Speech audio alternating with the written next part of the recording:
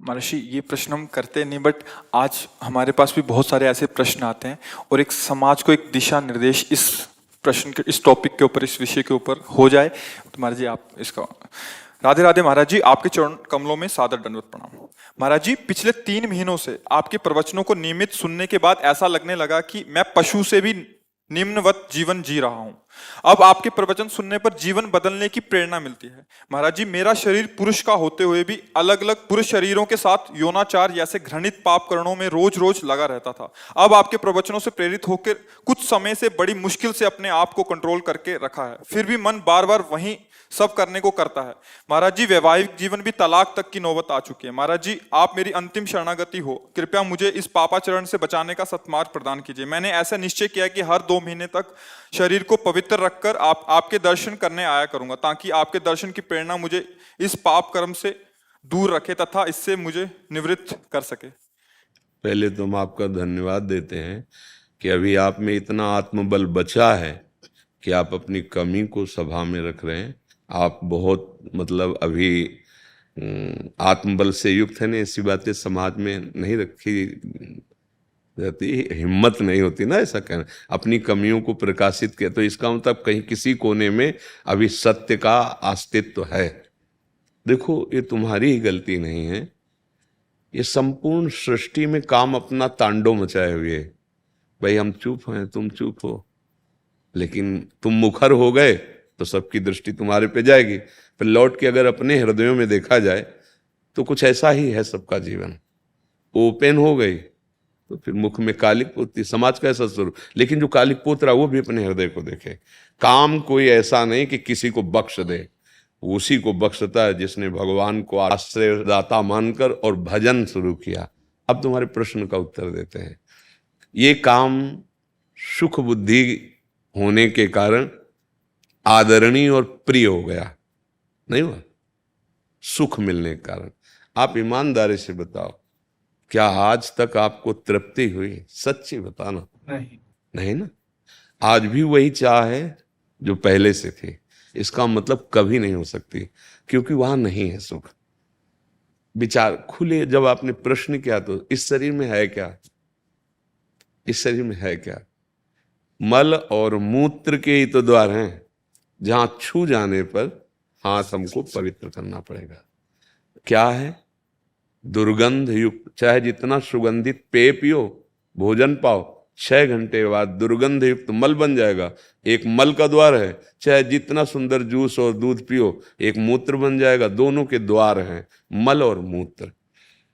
उसके सेवन का केवल एक ही मार्ग बताया गया है कि संतानोत्पत्ति रूपी जो भगवान की सृष्टि का क्रम है, उसकी पूर्ति के लिए काम का आदर किया गया है।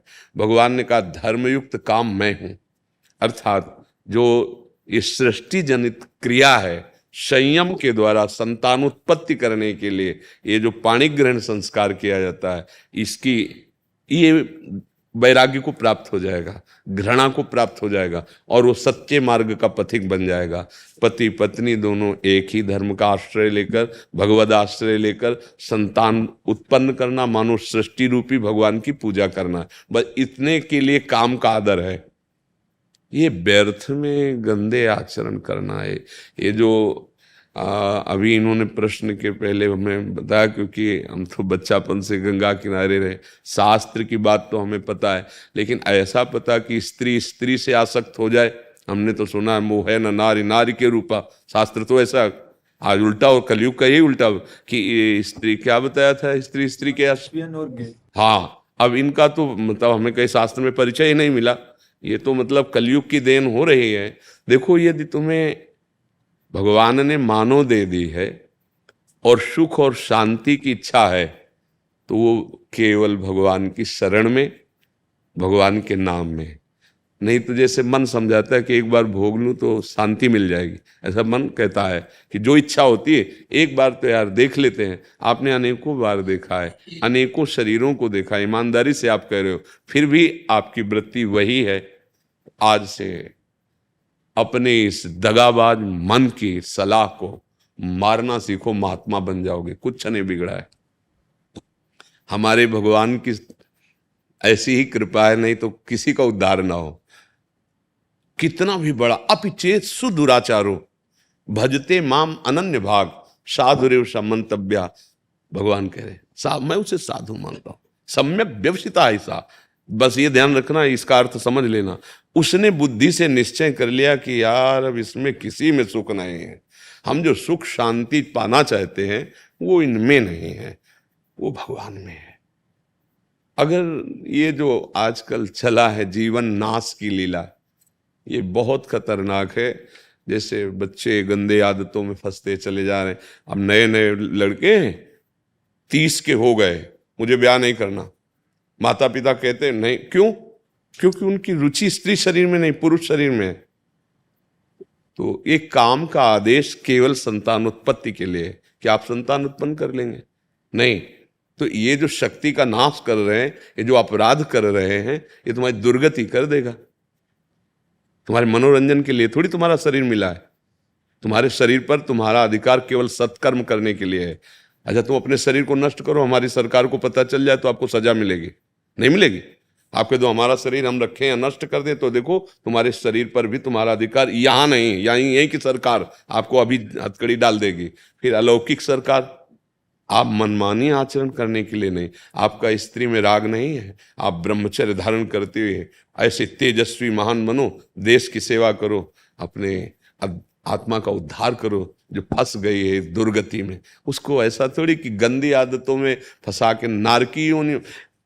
कैसे कैसे, मतलब आप थोड़ी देर विचार करो, कहां तुम सुख ढूंढ रहे हो, कहां ढूंढ रहे हो? अरे पागल, उसमें सुख है। अच्छा, तुम यहां हमारे पास क्यों आए हो? कोई भी, हम क्या लगते हैं तुम्हारे? किस लिए आप यहां आए हो? हम आपसे अगर प्रश्न करें, भले आप उत्तर न दे पाए, लेकिन उसका उत्तर हम देते हैं। आप इस बात के लिए आए हो कि जो मैं कर नहीं पाया वो आप कर लिए, जो मैं नहीं कर पाया वो आप कर लिए। इसलिए हम हाथ जोड़ते हैं और आपसे जानना चाहते हैं कि मैं कैसे निकलूं, जहां नहीं फंसना चाहिए वहां फंस गया। सार बात है ये, कुछ नहीं है। पांच भौतिक शरीर जैसे हमारा तैसे आपका, जो आप भगवान के अंश हो वैसे मैं अंश हूं। पर भगवान की कृपा से बचपन से बात समझ में आएगी कि बहुत जन्म बीत गए धोखे में, ये जन्म बिल्कुल धोखे। ठाकुर कृपा से लग गई ब्रक। 13 वर्ष की अवस्था से लेकर जैसे भगवान ने चलाया आज तक वैसे। ए भाई, हमारी बात जैसे तुमने बताई ना, ऐसे हमारी बात मान लो।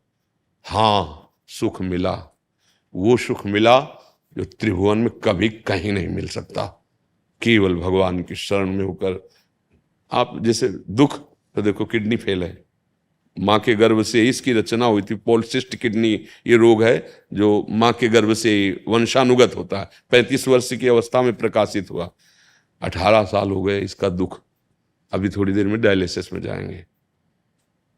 कोई दुख नहीं हमें, पाई भर दुख नहीं। तुम्हें लग रहा है मैं दुखी हूं, मैं चिंतित हूं, मैं डिप्रेशन में हूं? नहीं, ये मिला है। हर दुख सह करके उस सच्चिदानंद के मार्ग में दौड़ते हुए, काम क्रोध लोभ मोह मद मत्सर एक एक की वृत्ति को देख करके इनसे बचाव पक्ष रखते हुए निकल जाना। हमें तो लगता है कि इनको स्त्री शरीर से प्यार नहीं, वो काहे को धोखे में किसी को डालते हैं। अरे उसके लिए तो दूसरा वर मिल जाता, आपने उसको स्वीकार किया, और उसके प्यार का विभाजन उसको बर्दाश्त नहीं होगा। आप समझो उसके हृदय को कितना दुख हो रहा है कि वो जब जान रही मेरा पति ऐसे आचरणों से उसके, अब आपको क्या अपराध नहीं लग रहा? आप सोचो कैसे पापाचरण में उतरे हो, कहां उतरे हो। अभी चांद से निकलो। महाराज जी, जैसे आपने बोला कि विवाह की इच्छा नहीं होती, वैसे हमारे पास बहुत सारे ऐसे प्रश्न आते हैं कि वो विवाह नहीं करना चाहते, बट पारिवारिक इतना दबाव होता है कि वो क्या खुल के अपनी बात रखें? नहीं, रखना चाहिए खुल के बात। किसी लड़की के साथ धोखाबाजी करोगे तो तुम्हारे, या कोई लड़की किसी पुरुष के साथ धोखाबाजी, तुम्हारी स्त्री शरीर में आ सकती है, तो खुल के बात करो ना, खुल के बात करो। दूसरे की जिंदगी के साथ खिलवाड़ क्यों करो? मान लो आपको वो जो, हमें तो शब्द याद नहीं, हाँ, तो आप किसी वर को आप वर्ण करें समाज और पिता आदि की दबाव के कारण, तो आपको वो प्रिय है नहीं, फिर उसकी जिंदगी के साथ धोखा हुआ। या आप जो दूसरा शब्द है उस, हाँ, वो आपको लड़की प्रिय नहीं, लेकिन आप अपनी शान मर्यादा रखने के लिए, तो वो तुम्हारी मर्यादा रखने केवल चीज है क्या? वो तो पाणी ग्रहण की अपने जीवन की हर आवश्यकता आपसे पूर्ति कराना चाहेगी। अगर ऐसा नहीं तो आप उसके साथ दगा कर, और फिर आप कहाँ गिर रहे हैं? आपका मतलब, मुझे तो इतना ऐसा लगता है कि भगवान ने बड़ी कृपा कर दी। यदि तुम्हारा ब्याह में मन नहीं, तुम्हारा स्त्री में आसक्ति नहीं, तो जीवन भर इसी से डरते रहा जाता है। महात्मा बनकर भी इसी बात से डरते रहा जाता है कि कहीं हमारे कदम फिसल न जाएं, और उसको रुचि नहीं। अरे यार, महात्मा बनने में क्या दे रही है? तुम पैंट शर्ट में महात्मा रह सकते हो, ब्रह्मचारी रहो, खूब व्यायाम करो, भगवान नाम जप करो, नौकरी पेशा करो, समाज सेवा में लगा दो, जीवन कृतार्थ हो जाए। काहे को गंदे? महर्षि, बात यहीं तक रुक जाए तो ठीक है, बट जैसे आपने बोला स्त्री में रुचि नहीं है बट पुरुष में है। अरे ये, हाँ, ये माया का बहुत मलिन फंदा पड़ गया। माया को बहुत मलिन फंदा पड़ गया। कामोपभोग में जो ऐसी रति हो गई, बहुत ही हानिप्रद है, बहुत हानिप्रद है। क्योंकि हमारा जीवन केवल कामोपभोग के लिए नहीं है, हमारा जीवन काम पर विजय प्राप्त करके राम की प्राप्ति के लिए है। विश्राम, आत्मबोध प्राप्त करने के, केवल यही सुख हमारे लिए है क्या? भाई, बंदर, कुत्ता, कबूतर, पशु पक्षी सब इसी में लगे हैं। फिर कहा गया, दुर्लभो मानुषो देहो देही नाम क्षण भंगुरहा तत्रापि दुर्लभम मन्येत वैकुंठ प्रिय दर्शनम। बड़ा दुर्लभ मानव देह, इसके लिए दुर्लभ देह बहुत मतलब हानि का विषय है, बहुत पछताना पड़ेगा। अभी श्वासें हैं, काम बना लो। राधा राधा राधा, और अब लो नशानी अब ना न सही हो।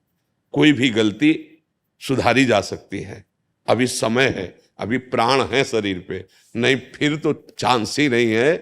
फिर तो चांस है, जब इन कर्मों का, अगर ये नष्ट नहीं हुए कर्म, और इन कर्मों का आप गुप्त रूप की ये सब बातें मतलब है, संत महात्मा क्यों इस विषय पर जाए? पर भगवान की ऐसी लीला है कि अब ऐसे जिससे संतान उत्पन्न होती है वही वीर है ना। आप किसी भी तरह से उसका क्षय करते हैं तो संतान के हत्यारे हुए कि नहीं? सूक्ष्मता से बताओ। अगर वही यथायोग्य स्थान पर पहुंच जाता तो संतान रचना हो जाती ना। अब आप उसको कहां प्रयोग कर रहे हैं? वही संतान है ना, उसमें जीव है, वो व्यर्थ नहीं है। महापापी हो जाओगे, इसलिए बुद्धि भ्रष्ट हो जाती है और दुर्गति को प्राप्त होती है। चाहे अभी जो शब्द आप बोल रहे हो, ये तुम्हारे सुधार के लिए बोल रहे हैं। यदि तुम्हें स्त्री शरीर प्रिय नहीं, पाणी ग्रहण करने की भावना बिल्कुल मत रखना, क्योंकि केवल पाणी ग्रहण, संतान उत्पत्ति, सृष्टि पूजा के लिए तुम ब्रह्मचर्य रहकर समाज की सेवा कर सकते हो। आप देखो ना अपने देश प्रदेश में है, रहकर कर सकते हो। आप एक तेजस्वी तपस्वी हमारे देश के वीर जवान हो सकते हो, देशभक्त हो सकते हो, भगवान के भक्त। आओ दिव्यता की तरफ, पशुता की तरफ क्यों जा रहे हो? चाहे माता बहन हो, चाहे पुरुष हो। यदि आपको ऐसा नहीं तो आप अपने घर में रहकर ब्रह्मचर्य पूर्वक तपस्या आराधना करो। एक से एक देवियां महाभागवत हुई जिन्होंने भगवान को अधीन कर लिया है। ऐसे नर की बेमतलब चेष्टाएं, बेमतलब क्रियाएं, तो बेमतलब जीवन व्यर्थ चला जाएगा। भाई, इसमें कोई सार नहीं है।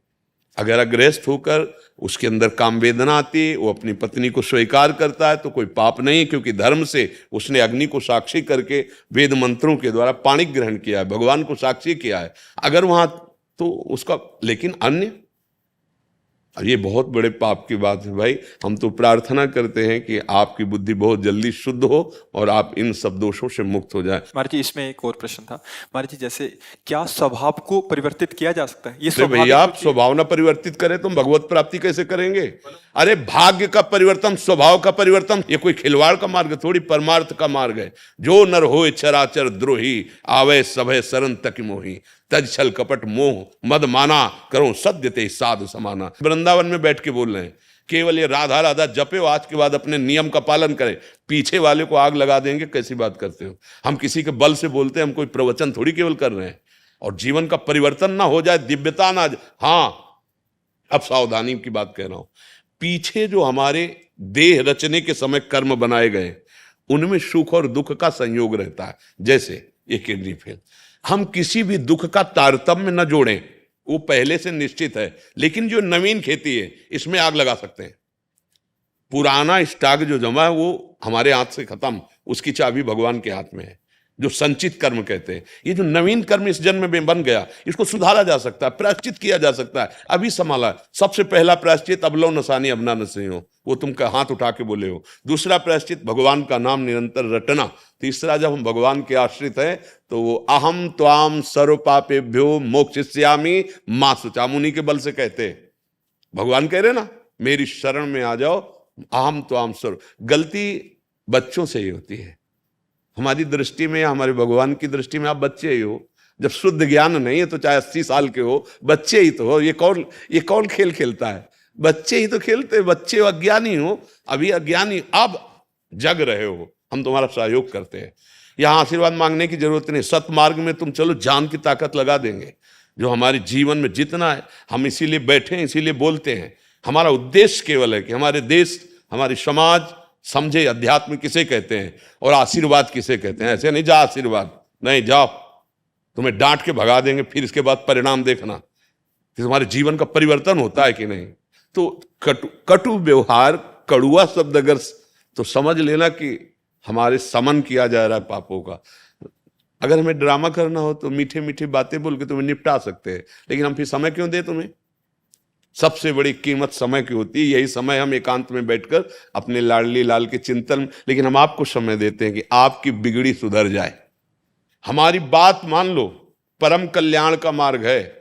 न जंतुर बनाने की जरूरत है, ना किसी का हाथ रखवाने की जरूरत है। बात मान लो, भगवान तुम्हारे साथ है, और क्षमा इसलिए कर दें कि हमारे बाप हैं वो, हम उनके अंश हैं। ये नहीं डरना कि अब हमारा क्या होगा। अगर हरि शरण में आ गए तो देखो, आप चरित्र पढ़ के देखो कि बड़े गंदे गंदे आचरण करने वाले महात्मा बन गए। चरित्र, हमारे भगवान ऐसे करुणामय न होना तो हम लोगों की बस नहीं है। कहाँ वो अव्यक्त अखिल ब्रह्मांडों के स्वामी, और कहाँ हम एक शरीर पे आसक्त जीव, भला उनको कैसे? पर उनकी कृपा से। तो वही कृपा आप पर भी है, क्योंकि आप भी उनके बच्चे।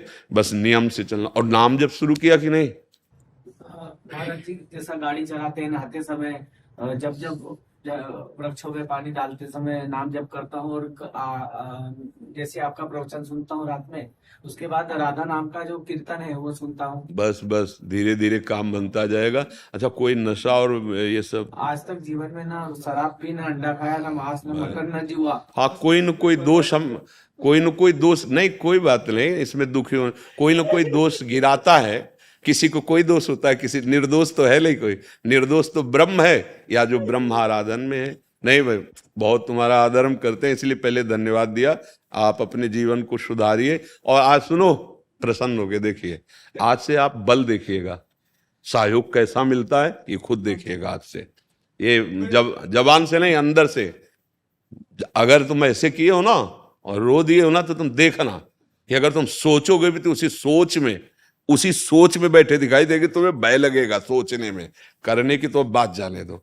बस जैसे कहें वैसे चलो। प्रभु, महाराज जी, 2 महीने में मैं आपके दर्शन करूंगा पवित्र रहकर, ताकि मैं नहीं, वो तुम्हारी रुचि की बात है। मेरे मन में ये भावना रहेगी कि मैं पवित्र रहूंगा तभी महाराज जी के दर्शन कर पाऊँ। नहीं, ना पवित्र अगर देखो, उसमें तो जाना नहीं। और हाँ, और अगर इधर उधर कहीं मान लो घर में, तो उसको मत सोचना कि अपवित्र हो गए। क्योंकि अगर कहे कि हम बीमारी ठीक करके डॉक्टर के पास जाएंगे तो थोड़ी गलती है। हम जैसे भी हैं, पिछले बुरे कर्मों का प्रायश्चित कुछ कर। तुम नाम जप करो और गंदे आचरण मत करना। वकील जोरदार हो, मुकदमा जीत जाते हैं। तो चिंता मत करो। हाँ, चिंता मत करो। और सबसे प्रार्थना है, देखो ये भाई महात्मा का अंश कहीं हृदय में है, सत्यता है, तभी बोल पाए हैं। और हम जानते हैं, जैसे लोग ले गए थे, हम अमुक हमने बचपन से मन को पढ़ा, ये बेईमान किसी का दोस्त नहीं है, एक क्षण में गिरा सकता है। तो सबसे गलतियां होती हैं। भगवान का आश्रय लेकर हम अपनी गलतियों को हटाकर कि सद्गुण प्राप्त करने के लिए मानव देह प्राप्त किए है। हम अच्छे आचरण करें, हम भगवान को प्राप्त हों, हमारा मन आनंदित हो जाए। अब हमारा जन्म सुअर कुत्ते की तरह ना हो। ये मनुष्य जन्म है यार, मनुष्य जन्म है। इसको ऐसे गंदी बातों में मत काटो। और जो नहीं समझना चाहेंगे वो भगवान की बात नहीं समझते, फिर हम तो उनके दास हैं, कैसे समझे? व्यर्थ में ब्रह्मचर्य नष्ट करना मृत्यु पाप, इसके सिवा और कुछ नहीं है। करके देख लो, बाद में जब तुम्हारे हृदय की स्थिति हो तब समझना।